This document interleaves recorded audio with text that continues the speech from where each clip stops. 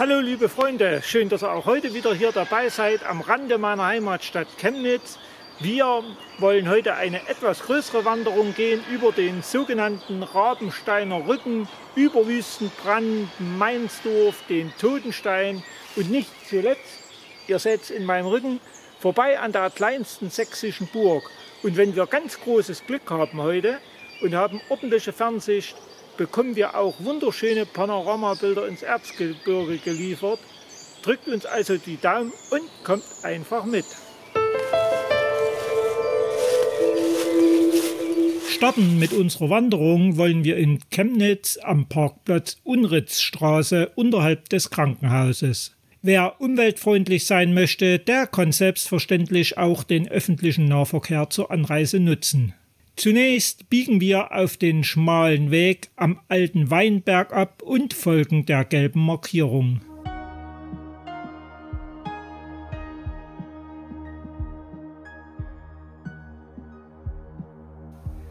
Nach einigen 100 Metern stoßen wir auf die Riedstraße, gehen nicht rechts hoch in Richtung Klinik Karolabad, sondern biegen links ab. In der nächsten Linkskurve können wir nach rechts in den Wald hineingehen und halten uns bei der Orientierungstafel weiter auf der gelben Markierung in Richtung Forsthaus.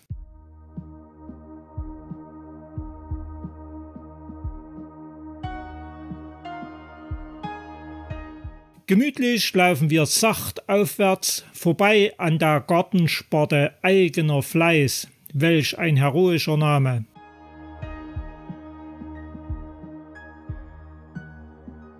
An der zweiten Abzweigung nach links, in welche wir einbiegen, finden wir eine höchst interessante Tafel. Diese erzählt von Karl von Carlowitz. Er ist sozusagen der Erfinder der Nachhaltigkeit, von der heute überall gesprochen wird. Mit ihm werden wir uns jedoch in einem späteren Film noch beschäftigen. Der gelben Markierung weiterfolgend erreichen wir nach einem weiteren leichten Anstieg die frühere Abzweigstelle Grünau der Deutschen Reichsbahn. Hier teilten sich die Bahnstrecken, welche aus Wüstenbrand kamen. Die eine führte nach Limbach-Oberfrohnau, wurde aber bereits 1951 eingestellt. Die zweite führte weiter um den Chemnitzer Stadtrand herum, über Rabenstein, Rottlow, Altendorf und Borna nach Küschwald. Im Volksmund wurde diese Linie Industriebahn genannt, denn sie war unheimlich wichtig für die Versorgung der Stadt mit Industrie- und Konsumgütern. Alleine der Bahnhof Karl-Marx-Stadt-Altendorf hatte über 100 Kunden und 40 bis 50 Anschlussbahnen. Leider fiel auch diese Strecke dem Bahnsterben der 90er Jahre unter Metern zum Opfer.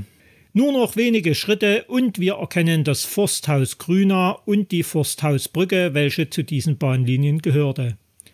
Das Forsthaus als beliebtes Ausflugsrestaurant und Hotel kann auf eine sehr alte Tradition zurückblicken. Bereits 1868 gab es als Vorläufer an dieser Stelle eine Ausflugsgaststätte und Schützenhaus. Damit niemand von euch frieren muss, steigen wir jetzt das Tal, gekennzeichnet mit dem roten Strich, nach oben und orientieren uns bis auf Weiteres an der Ausschilderung Wüstenbrand bzw. Hohenstein-Ernsthal. Aber keine Sorge, der Anstieg ist so weit nun auch nicht, denn bald erreichen wir den Waldrand auf halber Höhe, halten uns weiter in unserer Richtung. Ist euch Petrusholt gesonnen, dann könnt ihr zum einen den überwiegend sonnigen Abschnitt ausgiebig genießen und vielleicht habt ihr mehr Glück wie heute, denn dann habt ihr nicht nur die Aussicht auf Grünau, welches uns zu Füßen liegt, sondern einen schönen Ausblick von den Oederaner Höhen bis Glauchau bzw. weit ins Erzgebirge.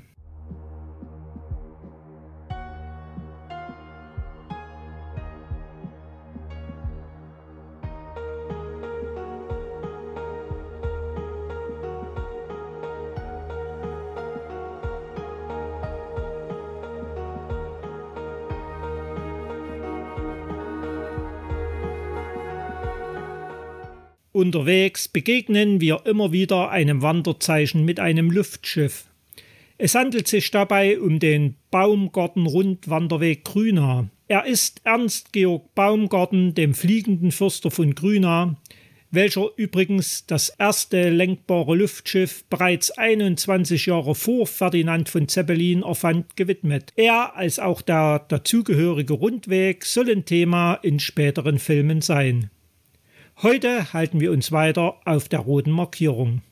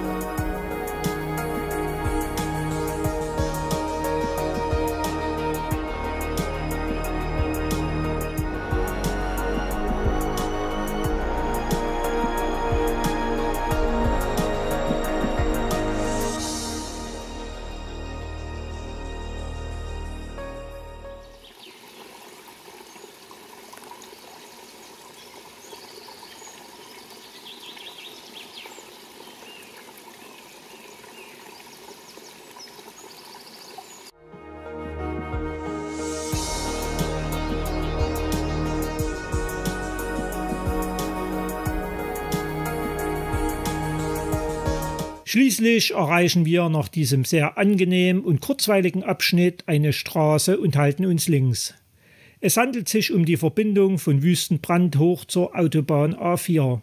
Dieser Straße müssen wir nach links zum Glück lediglich knapp 40 Meter folgen. Direkt nach dem Grundstück laufen wir dann rechts den Feldweg nach oben Richtung Heidelberg bzw. Hohenstein.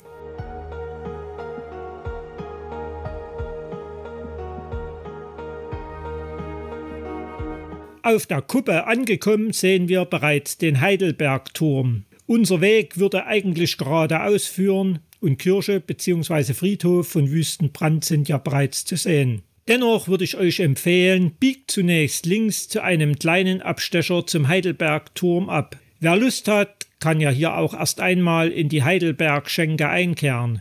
Aber den Turm solltet ihr auf jeden Fall besteigen. Bei guter Fernsicht habt ihr phänomenale Ausblicke und bekommt wesentlich mehr geboten als heute.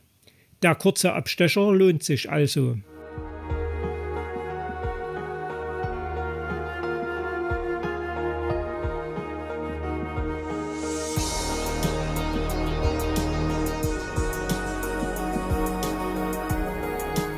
Satt gesehen müssen wir das kurze Stück zurück auf unseren ursprünglichen Weg, um nach Wüstenbrand herunterzulaufen. Wüstenbrand, wo kommt der Name her? Landrichter Hugo von Warta, welcher ein Begleiter von König Friedrich Barbarossa war, ließ um 1148 durch die ersten Kolonisten Wald roden. Diese Rodung erfolgte der Einfachheit halber durch Brandlegung. Die erstandenen ersten Güter sollen ziemlich wüste gelegen sein. Daher der Name Wüstenbrand, denn man glaubt, dass er von der alten Siedlungsbezeichnung zum Brande stammt. Übrigens gehen die Wurzeln vom nahegelegenen Waldenburg ebenfalls auf besagten Hugo von Warta zurück. Doch das nur am Rande. Doch nun genug der Historie, gehen wir zunächst über diesen Privatweg zum Friedhof. Keine Angst, es ist der offizielle Wanderweg. Hier am Friedhof angekommen, stellt sich eine interessante Frage. Nämlich, was haben Amerika, und damit meine ich nicht unser an der Zwickauer Mulde gelegenes nahes Amerika, sondern die Vereinigten Staaten in Nordamerika mit unserem Wüstenbrand gemeinsam? Ganz einfach. In der oberen Hälfte des zweigeteilten Friedhofes finden wir wieder einmal ein Mausoleum. Und zwar ein sehr spezielles. Dieses Mausoleum wurde für Balduin Palmer errichtet. 1863 in Wüstenbrand geboren, wanderte er schließlich in die USA aus. Für ihn erfüllte sich der Traum vom Reichtum, denn er wurde Plantagenbesitzer. Vor seinem Tod 1929 verfügte er, dass 3 baugleiche Mausoleen errichtet werden sollten. 2 in den USA und eines in seinem Heimatort. Seine Asche sollte dreigeteilt werden und auf diese 3 Mausoleen aufgeteilt werden. Sein Wunsch ging in Erfüllung und so können wir jetzt hier stehen. Setzen wir unseren Weg fort, müssen wir zunächst einen kleinen Bogen laufen. Wir steigen hinter der Kirche auf den Kirchweg nach unten ab. Auf der Waldenburger Straße angekommen, biegen wir wieder rechts ab und laufen über diese schmale Straße erneut hoch. Vorbei an der Siedlung Wind, die ihren Namen nicht zu Unrecht trägt. In Sichtweite der Autobahn verlassen wir unsere rote Markierung, der wir nun so lange gefolgt sind, und laufen nicht weiter Richtung Hohenstein, sondern ohne Beschilderung zur Autobahn hoch. Die A4 wird überquert und nach wenigen Metern sehen wir das nächste Ziel ausgeschildert, die Tannenmühle Meinsdorf.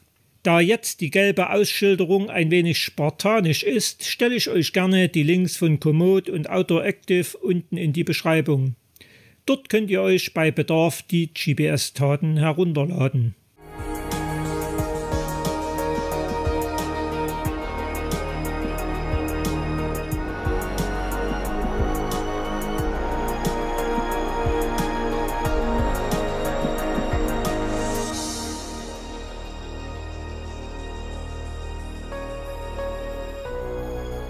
Inzwischen befinden wir uns im sogenannten Oberwald und erreichen schließlich die Tannenmühle. Einst stand an dieser Stelle eine richtige Mühle. Diese brannte jedoch ab und wurde nicht wieder errichtet. Dafür baute man jedoch diese sehr beliebte Ausflugsgaststätte, welche mit ihrem Namen an ihre Vorgängerin erinnert. Gestärkt fassen wir nun unser nächstes Ziel, den Totenstein, ins Auge.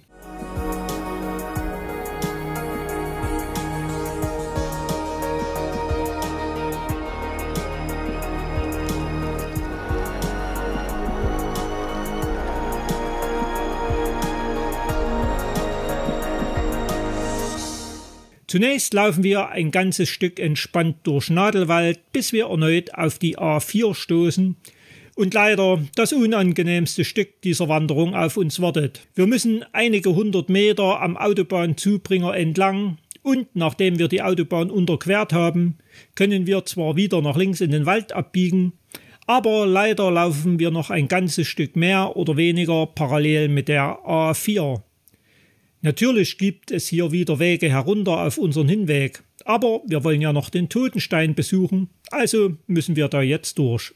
Nach knapp 2 Kilometern haben wir es geschafft. Wir sind auf dem Totenstein angekommen.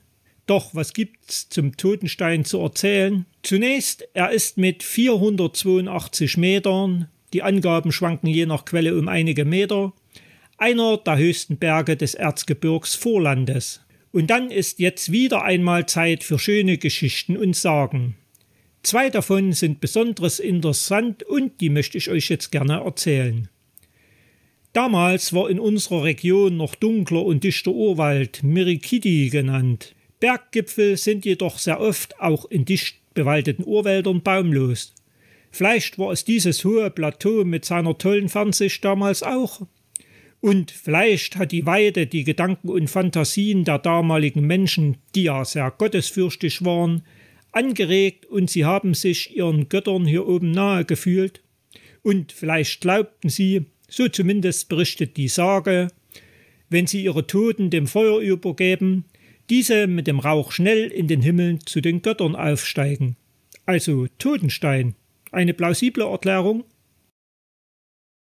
Eine zweite, mindestens genauso plausible Geschichte erzählt davon, man habe versucht, hier oben nach Erz zu graben. Dieser Stollen ist ja noch vorhanden und es wird vermutet, sie hätten leider nichts als totes Gestein hier gefunden. Also auch diese Erklärung könnte die Herkunft Totenstein erklären. Wie aber denkt ihr darüber? Was scheint euch wahrscheinlicher? Schreibt es doch bitte unten in die Kommentare. Ich bin neugierig auf eure Gedanken.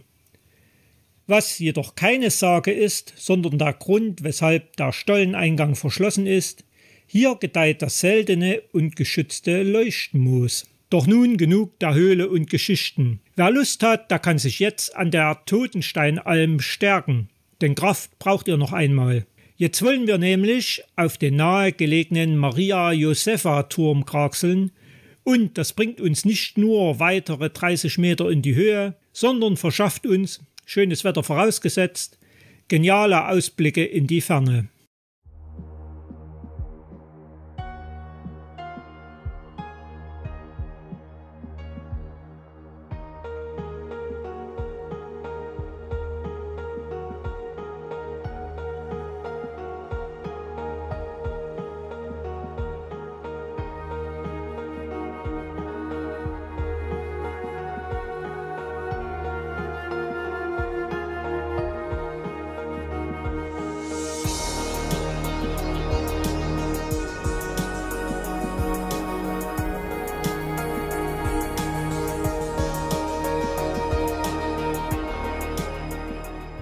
Für unseren weiteren Weg bieten sich erneut mehrere Varianten an. Ich würde empfehlen, orientiert euch zunächst in Richtung gelben Strich, Burg Rabenstein. Vorbei am Gedenkstein des SV Grüna über breite Forstwege erreichen wir schließlich das Wildgarter Rabenstein. 1995 wurde es dem Tierpark Chemnitz zugeschlagen und beheimatet 15 einheimische Tierarten in, was mir besonders gut gefällt, sehr großen Gehegen. Zugegeben, manchmal muss man darin die Tiere suchen, was jedoch auch Spaß machen kann. Auf jeden Fall kommt es artgerechter Haltung doch viel näher.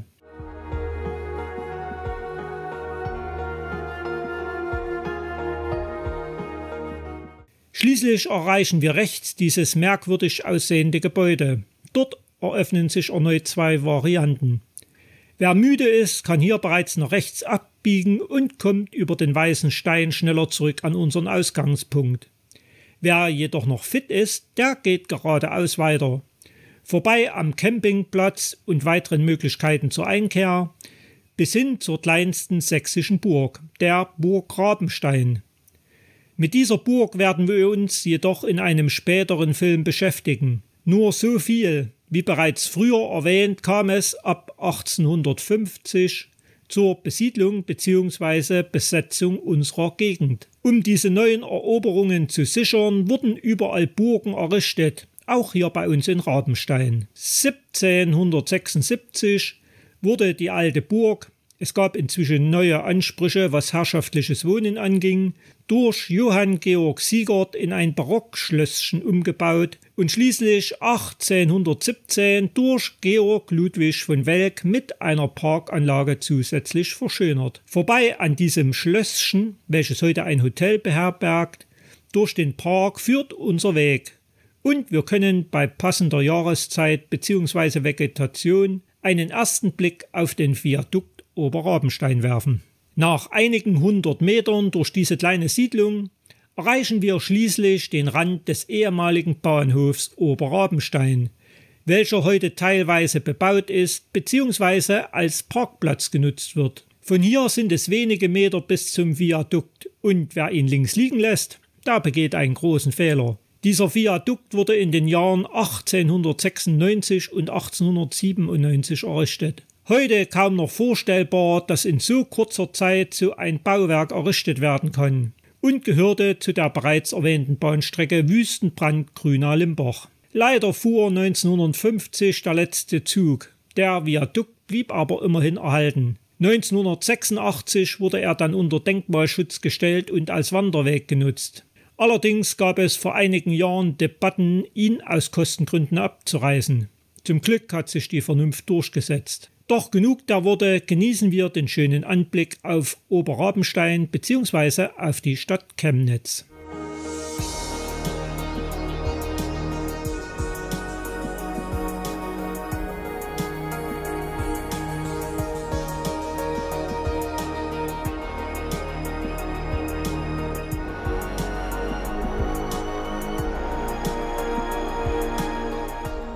Habt ihr euch satt gesehen, laufen wir zurück über den ehemaligen Bahnhof Oberrabenstein, dem heutigen Parkplatz, folgen ein Stück der Grünaer Straße und wer genau hinschaut, erkennt sogar noch den ehemaligen Bahndamm. Schließlich biegen wir links ab in den Schaftreiberweg. Ihm folgend finden wir die nächste alte Eisenbahntrasse vor, nämlich besagte sogenannte Industriebahn nach Küschwald.